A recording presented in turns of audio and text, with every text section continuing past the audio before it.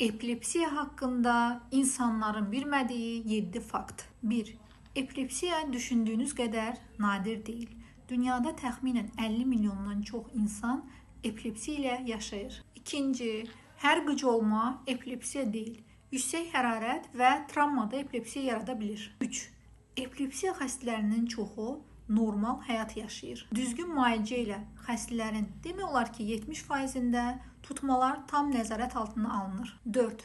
Epilepsiya hər zaman ömürlük olmur.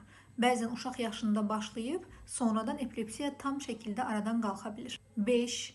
Tutma zamanı xəstənin dilini udması mümkün deyil. Bu çox yayılmış, lakin yanlış bir məlumatdır. 6. Epilepsiya intellektlə əlaqədar deyil. Epilepsiya xəstələrinin əksəriyyətinin intellekti tam normaldır. 7. Yuxusuzluq və stres epilepsi tutmaları artıra bilər.